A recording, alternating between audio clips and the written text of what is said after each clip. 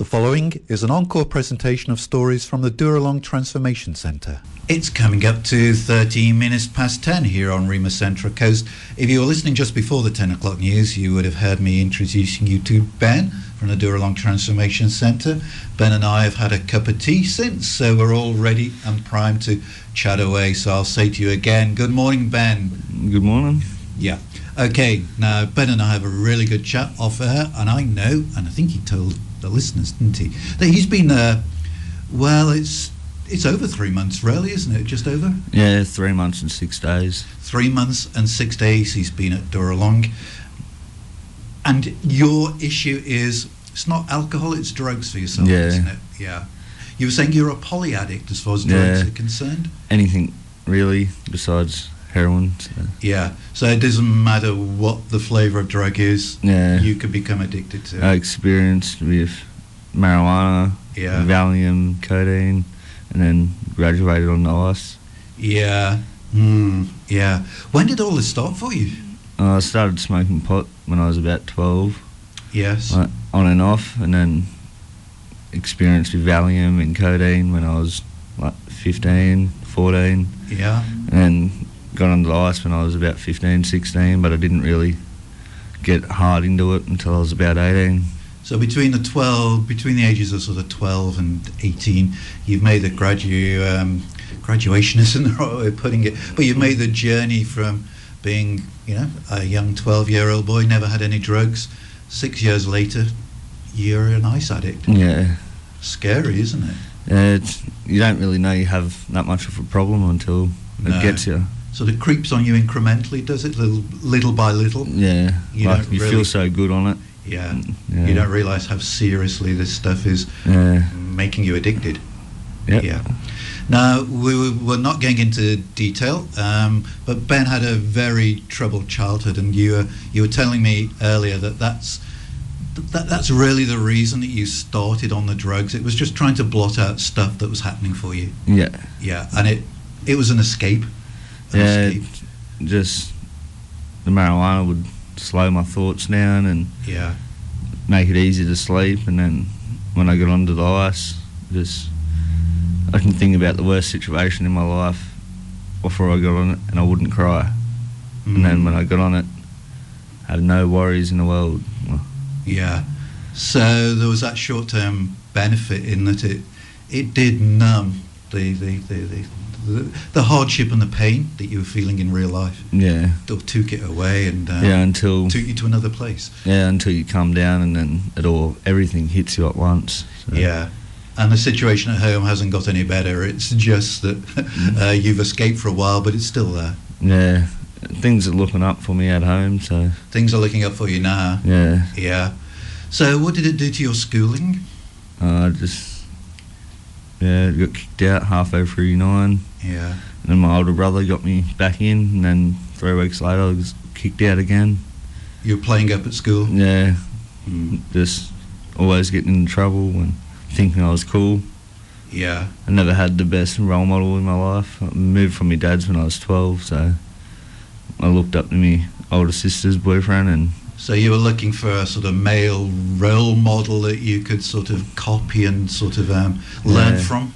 Yeah, and my sister's ex-boyfriend was on drugs and was a violent man and criminal, so I looked up to that and thought, that's what I want to be. He was the cool dude. Yeah. Yeah. So you moved out from your dad's, you were looking for a male role model. You picked a bad one. Yeah. Yeah. So you looked up to this guy who was doing drugs and messing up his life, probably. Yeah. And looking back on your life now, was that a bit of a turning point? Not in a good way, but a turning point that led into sort of, all the problems that you later had? Yeah. I didn't realise until when I got out the Dooralong that I actually did look up to him. Yeah. I didn't know my whole life. I was saying I don't look up to no one. Yeah. And out at Dooralong I done some work on myself and realised, hey, I looked up to him and it's not the best person that I could have looked up to. No, but you say you hadn't had that insight, you hadn't realised that until they did some work with you at Dooralong. Yeah. It's amazing what they can unpack, isn't it? The sort of the way they can go back into your history and sort of give you a reason for things that you thought had no reason to, but they can explain what you did this because, and it then starts to make sense for you. Yeah, it spun me out when I first got there. Like, I just thought, I'd tick the boxes. Yeah. Don't go to jail, go to rehab. Yeah, I'll just sit on the back row for everything. I'll be okay. Yeah, but since being there, I've learned a lot about myself. I've learnt that I do have all these underlying problems, and I got to work through them. Some people take it a day at a time. Yeah. But for me, I need to take it an hour by hour. Yeah. I can't focus on tomorrow. No. I need to focus on what's going to happen in the next half hour. And the problems you have in your life and the things that you've talked about, the problems are the problems. Ben isn't the problem. It's the problem. Yeah. Are the problems. You're not the problem, are you? Yeah, I didn't know that I knew I had a problem with drugs. Yeah. But I didn't think it was that much of a problem. Yeah. I thought, it's alright. I don't need help. Okay. Yeah. Yeah. Typical sort of young, late teenager, early 20s sort of male sort of thing. Ego, I suppose, isn't it? Yeah. I'm okay. I don't need any help. Yeah. Well, I'm 25 now, and I still feel 15. Yeah. So the drugs took my childhood away pretty much, and they robbed you of it. Yeah. All those times when you should have been out having good times, going on a holiday with your mates, and learning about life with a good role model. All those good times, they've been stolen by the drugs. Yeah. I don't fully regret it, because without that, it wouldn't have made me who I am. Yeah. But I regret some things. Of course. Yeah. You mentioned a little while ago there, Ben, that your initial attitude perhaps towards Dooralong was, I'll just sort of tick a box. You say that you went there under what's called a merit program, where the court says, look, Ben, you've got a choice here. We can send you to jail, or you can, there's one last chance, get yourself clean by doing a rehab. Yeah, well, when I got charged, I got released into my sister's care pretty much, and all I wanted to do was go get on it. And so the court released you into your sister's charge pending your arrival at Dooralong? Yeah. Like, when I got arrested, I got told I was getting bail that day, and it was bail denied. So the next day when I went to court again, I got released into my sister's care, and it shocked me. Like, I thought, when I first got there, I was like, I'm getting bail, no worries. I beat the system. And then when I got bail denied, then it shocked me. And then when I met my lawyer was like, well, I'll apply for the magistrate's early referral into treatment, which is merit. Right. And he goes, merit's only 3 months. So I've been there for more than 3 months now. And each day I'm there now, it's a mental win for me. Yeah. Because I've done what I had to do by the courts. Now I'm there by my own choice. Right. So when you go there under the merit court program, you have to be there for 3 months. But come 3 months and 1 day, you could have left, and you could still leave today if you wanted to. Yeah. There was a few boys that actually left when they're on their last day off merit. Yeah. Because they're allowed to, but you chose not to. Yeah. I need to do this not only for myself. Yeah. But myself is a big part of it. I need to do it for, but my son and my partner and my family and my nephews and Well, I was just going to ask you actually, because it's a big decision, and it's a very mature decision as well. There you were, you were faced when you'd done your 3 months. You knew very well that you could sort of leave if you wanted to. Was that the motivation that you've got a son and a partner? Yeah. Well, I've never been sober my whole son's life, so he's only 2.5. It's not that old, but still, I've never been sober. So you've never been clean for his whole life, apart from the last 3 months? And same with my 11-year-old nephew. I've never been sober his life, and he really looks up to me. So everything I do, he copies. It's a bit like you, where you were copying the wrong guy. You latched onto your sort of brother-in-law, I think, as a role model. Yeah. And copied him. Your nephew's copying you. Yeah, which It's scary. You want to do well for him, don't you? I don't want him to follow my footsteps. No. I want him to. I'm honest with him. I tell him I'm in rehab. Yeah. And whatnot, and I'm trying to get him to learn that it's not what you want to do. You might think I'm cool, but I'm not cool. Not. I'm a fool. Yeah. And he's starting to realise that. So. Yeah. Yeah. You were really at a turning point, really at a crossroads, weren't you, 3 months ago? As you say, other guys on the same programme as you were on, they leave after the 3 months, and who knows what happens to them. You made that very conscious and mature decision to stay there. You're proud of that decision?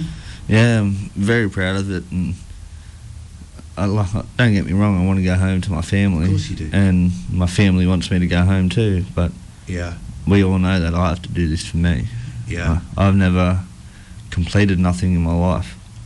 So if I can complete this program, I'm set for the rest of my life. And it's an achievement, and it's not something that would have been easy. I mean, easy achievements, we can all sort of aspire to easy achievements, but this is a hard-won achievement, isn't it? Yeah. I mean, because you were an addict, and that call of the drugs must be, on your life, very, very strong, but you've resisted it. Yeah, the only urges I really get is if I can't sleep at night, I would want some marijuana. Yeah.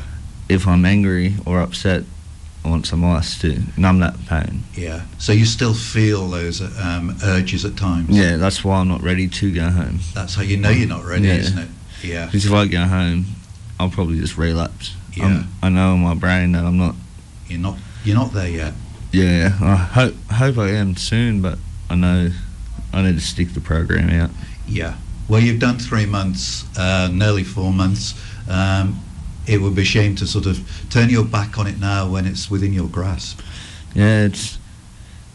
Induction, that's hard because you're new to program, you're still going through bad withdrawals and you don't want to be there. And because by the time you're doing rehab, your body, your system must have been it craved drugs in the same way as you crave oxygen. I mean, you've been on drugs for how many? Over 10 years. Yeah, and my mental health, I felt like I needed drugs for my mental health. Like, I thought having some marijuana would help. Yeah, but really it just made me more paranoid, and I got drug-induced psychosis, and the tele-psych out at Dooralong said that it could be like drug-induced schizophrenia. Yeah. So this is where you hear voices and you see things that aren't really there. Like the voices have stopped. Yeah. But I still see shadows here and there. So I just normally try to surround myself with like-minded people, and when I'm walking around from the lodge down to my cabin at night, I walk with people to get my mind off it. And if I walk by myself, I just focus too much on the shadows. And It's been a hard journey, hasn't it? Yeah, it's not something easy. When I first got to my sister's house after I got bail, she pretty much made me. I didn't go to a doctor's for a couple of years. My sister made me go to a doctor. Yeah. She made me tell the doctor. She sounds as if she's looked out for you a lot, your sister. Yeah, my sister, she's been there for pretty me. Terrific. Yeah. Yeah. But she made you go to the doctors. Yeah, and normally I would have just went to a bulk build doctor. Yeah. But she made me go to her doctor, which not bulk build, and somebody who would sit down and spend some time with you. And she paid for it and looked after me, and then drove me to Oasis to get picked up. Yeah. When I first got to Dooralong, under my circumstances, my partner weren't allowed to come see me. So my sister brought my son to come see me pretty much every weekend, and now since I'm still not allowed in my street, on weekend leave I go to my sister's house, and my partner and my son comes up, and it's nice to know that there are people in your life that really, really love you. Your sister sounds as if she really, really loves you. Yeah, she's pretty good. Yeah, she's my best friend pretty much. Like, I trust her with anything, and yeah. Beautiful Wednesday morning on the Central Coast. We're talking to Ben from the Dooralong Transformation Centre. We've heard quite a bit about Ben's troubled life, but we've also learned some of them are positive things that are happening for him at the moment. And since he's been at Dooralong, and he has he's made some terrific progress. You've got quite a few awards as well, haven't you? Yeah, I've got the Encouragement Award, the Community Duties Award, progression from induction to level 1, progression from level 1 to level 2. I've got the Red Shield Appeal Award. Yay! Yesterday I went to Overdose Prevention Day in Muswellbrook, and I got a certificate for learning how to give Narcan to people, which is a drug for if someone overdoses. Yeah. It blocks out the drugs in their system to bring them back to life. And so this was, what was it, an Overdose Prevention Day? Yeah. Because on the 31st is International World Prevention Day. Okay. No, Overdose Prevention Day. And yeah. Is that something that addicts are mindful of? Were you mindful of the fact that whilst you were on the drugs, you could have overdosed and killed yourself? To be honest, I didn't think about it. No. You just haven't, your mind's just going that quick. And it's just not a consideration. You just want to get the next fix. You live more in the moment. And if something happens. So it's not a consideration, but hundreds each year would be killed through overdoses. I think there was, in 2017, the road death toll was 1,200, around 1,200 people, and overdose was around 1,600 people. Yeah, that's been on the news in the last few days, hasn't it? It's probably tied in with this World Prevention Day that you just mentioned, that the statistics, more people die through overdoses in New South Wales than they do through, road traffic accidents. Yeah. Scary.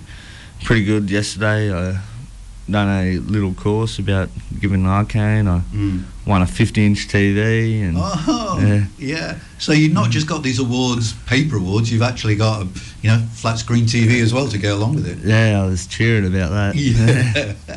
Make sure all of the guys don't watch it, it's yours. No, I'm not allowed to bring it in the Dooralong. So. Oh, you're not? Okay, well, it's there for when you graduate. So you've been now at Dooralong for 3 months. Things look as if they're going quite well. You were explaining to us earlier that you could have left come 3 months and 1 day, because that's all the court order required you to do, but you've remained there. You said you remained there because you want to get well and be a good role model for your son. Tell us more about your son. My son's 2.5, named Blake. We share the same initials, and he's everything to me, and I'm trying to be a better father for him. And you were saying that unfortunately for the whole of his life, apart from the last 3 months, you have been an addict. Whether I'm on marijuana or I'm on ice, I've been an addict, and he's never seen me clean. So has that, now that you are clean, can you say that that's robbed you of the joy of being a father and doing all the silly little things that you can do with toddlers? I was there but not mentally there. So you're physically there as a presence, but you weren't really engaging with him and enjoying him emotionally and getting the joy that father and son should be having. He's got a great mother that looks after him. And she's his mum and dad at the moment. And it hurts me that I'm not there to look after him and provide. But I know me doing this for 10 months, short-term loss, long-time gain. Exactly. So it's better that he not have his dad full-time for sort of 10 months than dad be in jail for 10 years. I was thinking about leaving the merit program like 2 months ago, and I spoke to one of the support workers, and she goes, the merit contract states if I leave or get kicked out, possibly 2 years jail and a $6,000 fine. So I was like, you twisted my arm to stay a bit there. But now, of course, you could leave without that repercussion. But you've chosen not to. I need to do this for me. And your partner stuck by you throughout this time? We had a rough patch, but we ended up working through it. And good. She's she's my rock at the moment. She's your rock. Do you get to see her? Did she come and visit you? Yeah, she's came and visited me a few times. I got to spend last weekend with her, her and my son, and got to turn my alarm off and wake up to my son every morning. And is that what's that about? Waking up with your son each morning, is that a new experience for you? I used to wake up to him when I was home, but last couple of months I've woke up to my phone alarm. So it was just good to wake up to my son crawling on me or running around the bedroom. Or it's more fun than the iPhone just sort of ringing in the background, isn't it? Yeah. So what have you got left to do at Dooralong? We know you're probably going to be there. I think the full programme can run for 9 or 10 months. What's the good bits of Dooralong? What's the best bit of Dooralong, do you think?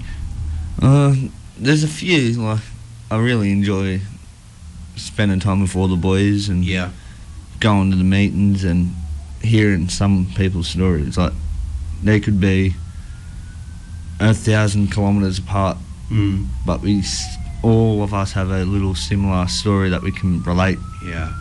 And it's good. Like, so when they're telling their stories, part of you's going, "Oh yeah, that was me." Like, especially hearing the newcomers. Like, you need to remind yourself that's where I was. Like, do they come in a little bit cocky and I've got this sorted? Yes, some people do, but normally they're the first to go. Out of the week I came in, no one's left but me. Out of the whole week. So we go through a lot of people, which is sad, but not everybody sticks it. Perhaps not everybody's got that incentive that you've got. Some people, they have kids to live for and all that, but they just not ready. Exactly, not ready. Me, I'm ready to break the chains. And I think it's important what you were saying earlier. You are now, I think you said, for the first 3 months you were doing it because the court said you've got to, but now you're doing it for yourself, which is, I think unless you're doing it for yourself and wanting it for yourself, it's probably not going to work as well, is it? Yeah, well, I never wanted anything as much as I want this recovery. I know if I screw this recovery up, then I'll risk losing my partner, I'll risk losing my son, which I know I never lose my son. It's just... but you would lose growing up with him. Like, I grew up in a split home. I don't want that for my son. He wants a mum and a dad. What did you make of... You told me earlier, while the music was playing, that the day you arrived was a Wednesday. So which is a chapel night. And you didn't even know it was run by the Salvos. No, I just got told... Go to Dooralong. Go to rehab. You had no idea. I said to my merit worker, I don't want to go to a rehab that's wild and whatnot. And she goes, I wouldn't send you there if I wouldn't send my family. So when I got there, I seen the Salvation Army sign and I was like, all right. And then it was a Wednesday night and I still had pretty severe drug psychosis at that time. And I walked in and there was about 150 people all packed into the chapel. Singing at the top of their voice, And I was like, whoa, what did I get myself into? But now my drug psychosis, I have eased off a bit. I get more involved and doing things that I never thought I would be, like this. Which is pushing boundaries for me. Like, and going to church is probably something. It's a new experience for you, is it? Went to church. Like, I'm Catholic, but last time I went to church was when I was like 4. So I never really practiced my religion, and like, it wasn't important to you. What's to 11 this Wednesday morning? We're chatting to Ben from the Dooralong Transformation Centre. Ben's been there 3 months. It's probably a little bit too early, maybe, Ben, to start thinking about, well, in detail anyway, life once you graduate from Dooralong, because you've probably got a good few months to go yet. But have you had any thoughts or dreams maybe about a life following Dooralong? I've got a few. I got a few, but main one is just to stay clean and sober and be the best dad I can, and partner and brother and son but so all your hopes and dreams revolve around family, really, don't they? About your son and your partner and your nephews. It's just I just want to be the best person I can. Like my older sister said to me on the weekend, I'm the old Ben. It's been a while. I don't even remember what the old Ben was like. But she can see her old brother reappearing through all the sort of the layers of the drug addiction and what have you. Yeah, my son and my partner have never seen me clean, so they're experiencing a new Ben as well. Yeah. Well, what does your partner say about the new Ben? She'll have noticed a big difference over the last 3 months, will she? Yeah, she's noticed a fair bit that I'm changing and I'm getting better. And there's still a lot of problems I got to work on. Yeah. But she's noticed that I am changing for the better. Yeah. Yeah.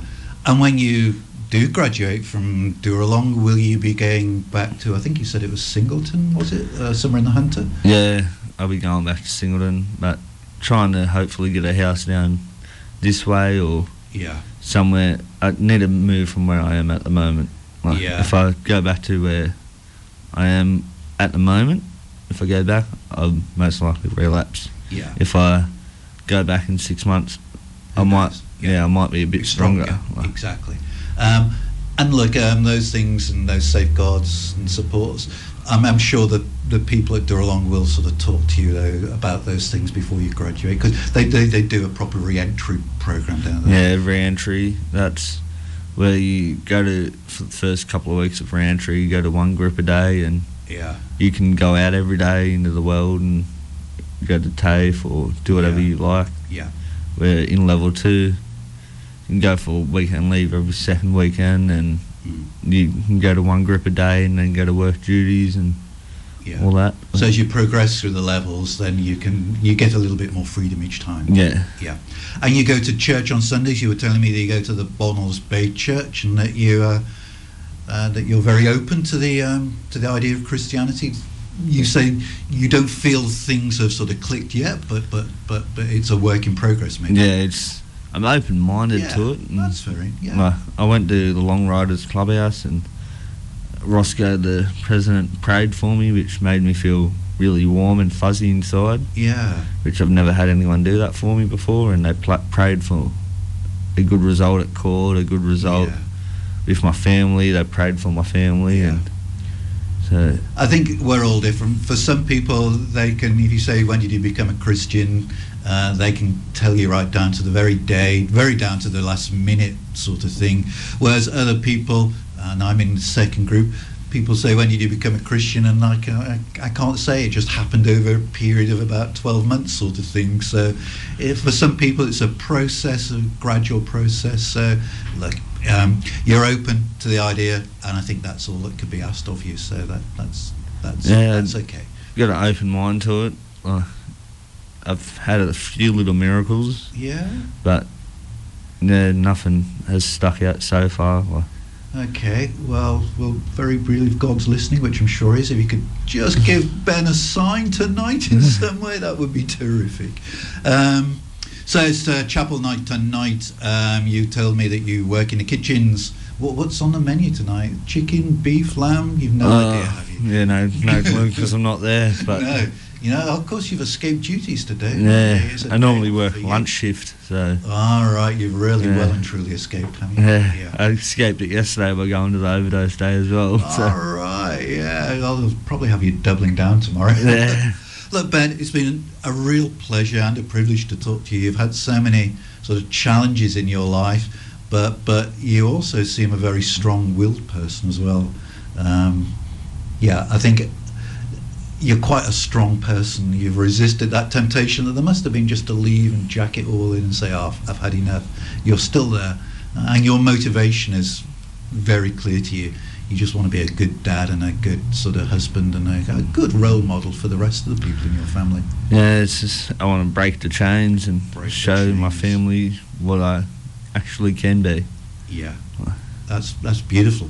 Look, we're going to wish you well. We'll send you back to Dooralong. You've missed your shift, so you can go back and enjoy the rest of the afternoon and then enjoy chapel night tonight. So thanks very much, Ben, for coming in and sharing with us. Thanks for having me. Okay, let's go out. You've been listening to an encore presentation of the Dooralong stories, which can be heard live every Wednesday at 10 a.m. and repeated 8 p.m. Sunday and 1 a.m. Wednesday, right here on 94.9 rima.cc.